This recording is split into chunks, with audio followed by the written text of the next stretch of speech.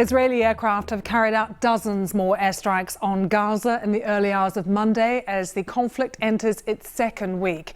It comes hours after Israeli Prime Minister Benjamin Netanyahu rejected international appeals for a ceasefire. Officials in Gaza said that nearly 200 Palestinians had been killed in the past week.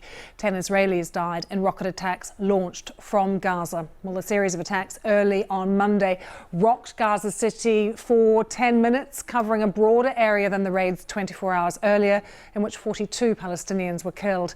One local resident we spoke to said he had never seen strikes of this magnitude. The Israeli military said it had destroyed 15 kilometres of tunnels used by Hamas. It also said Israeli aircraft had hit the homes of 9 Hamas commanders. Meanwhile, more rockets were fired from Gaza at the Israeli cities of Beersheba and Ashkelon. No word yet, though, on casualties on either side in these latest attacks. I spoke to our diplomatic correspondent in Jerusalem, Paul Adams, and asked if there had been any let-up this morning from either side. No, Lucy, in a word. More rockets fired at Israel, about an hour or so ago, fired at Ashkelon and some other towns in the south. No reports of significant damage or casualties. And we are, as you say, still waiting to get some indication of the damage caused by the Israeli airstrikes on Gaza overnight, which clearly were very substantial indeed.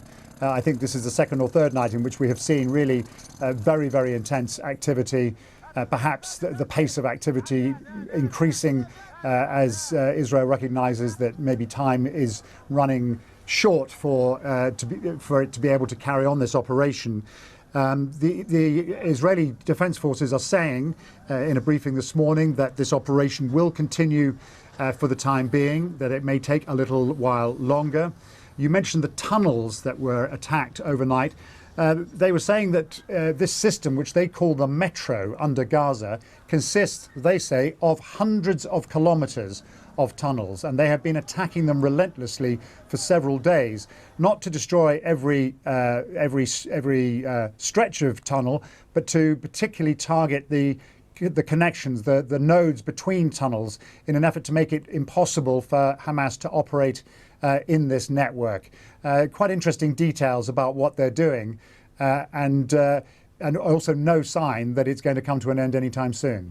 Paul, Antonio Guterres calling for an end to what he calls utterly appalling violence. I mean, where are we at in terms of the diplomacy? Well, there's a lot of it going on, but no discernible results so far. An American envoy has been here since Friday. He has met Israeli officials. He's met Israeli Arab leaders because, let's not forget, we had several quite shocking violence on the streets of Israel between Jews and Arabs. And he has met Palestinian leaders. There is also the involvement of the UN with their coordinator here in Jerusalem. He is also conducting quite a lot of discussions.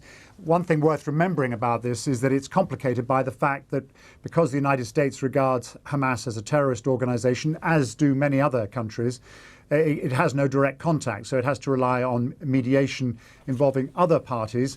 Egypt and Qatar are both involved in those conversations, but so far to no obvious avail.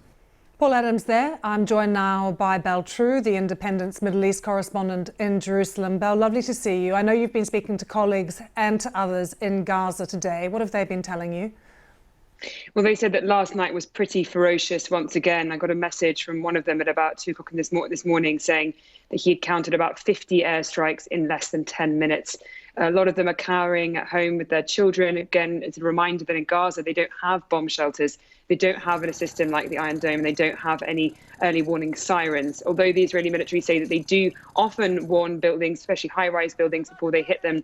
In these kinds of intense levels of bombardment, as we had earlier this morning, those warning systems are not put in place. So for many of the civilians, they don't know where these things, they don't know what the targets are. They don't know where it's going to land, and so they're sort of cowering in their homes. But as your correspondent said there, it looks like there wasn't as high a death toll as we had on Friday morning, which was the highest death toll in this week-long offensive. Belle, we're hearing really heartbreaking stories on both sides. I know you've spoken to a father who lost his entire family, and it seems like a miracle, except for his little baby boy. Absolutely. It was a strike that hit during that really bad night, so sort of it was Friday morning that took out an entire home. There were two families in there, actually. Part of one larger family. His wife and 4 children were in that building. The entire building came down, and we thought that all 11 of them were killed, which is 2 women and the rest children. But rescuers were able to bring out from the rubble a 5-month-old baby called Omar. The father hadn't been in the house that night. He said his wife had gone to have dinner with her sister-in-law for Eid, because this is, a religious holiday that's taking place at the moment, despite the war. She stayed the night with her sister-in-law, and that proved to be a fatal decision. But his baby was pulled out miraculously alive and is now being treated in Gaza's larger hospital, Al-Shifa. But he, of course, is absolutely heartbroken. He said to me his entire family was wiped out in an instant, and he didn't know why his family was targeted. He said their children, there were women, they'd never fired rockets. They were in their special clothes for Eid, having dinner together when it happened. It is a miracle that the baby survived. And you mentioned, Belle, he's being treated at the largest hospital in Gaza. We are hearing that 2 senior doctors have been killed in some airstrikes as well. How have the medical services in Gaza been impacted by all of this? Well, I was speaking actually to a spokesperson yesterday for Médecins Sans Frontières, who run a clinic for burns units supporting Al-Shifa Hospital, which is, as I said, is the largest hospital in Gaza. They said indirect fire destroyed their entire sterilization unit. They said that their staffers, it was too unsafe for them to move around, were stuck at home. It was massively impeding their ability to be able to treat the wounded. This is the case across the Strip, actually. The Gaza Health Ministry said that several different medical clinics and hospitals had been hit, not by direct fire, I will make that clear, but by indirect fire.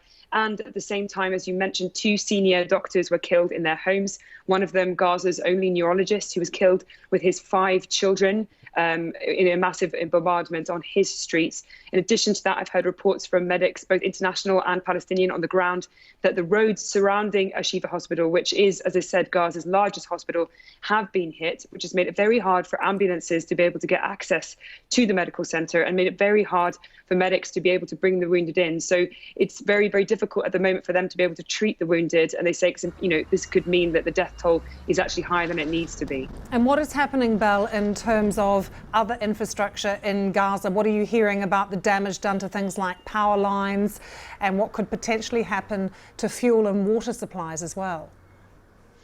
Well, I was actually just speaking to Palestinian officials yesterday about the fuel issue. Now, Gaza already suffers from massive electrical power outages. At the moment, there's only 4 hours of power a day for those families that actually have access to the grid. So there's also places where they have no power whatsoever. And that is because Gaza is running off one of only 4 turbines left of its power plant. And according to their statistics, their fuel will run out basically tomorrow, which means that one turbine will stop working completely. There is some power lines coming from Israel, but they've been severely impacted. It's only operating at about 1/3 of the power as it normally would have, because several lines have been hit by the fighting. There is some confusion over who's responsible for that. So the Israelis have said, or Israeli security officials have said, that rockets that have not made it over the border are responsible for targeting those lines, whereas the Palestinians say it's the airstrikes. But either way, the same outcome is going to happen, which is that people across the Strip, which is only 40 kilometers long, but home to 2 million, will not have any power. That will impact hospitals, who will have difficulty trying to run their ICU units, their ventilators, and the water supply, because water pumps will not be working. So we're talking about humanitarian crises over humanitarian crises at an incredibly difficult time for the population of Gaza. Belle, thank you for joining us. Belle True, the Independent's Middle East correspondent in Jerusalem.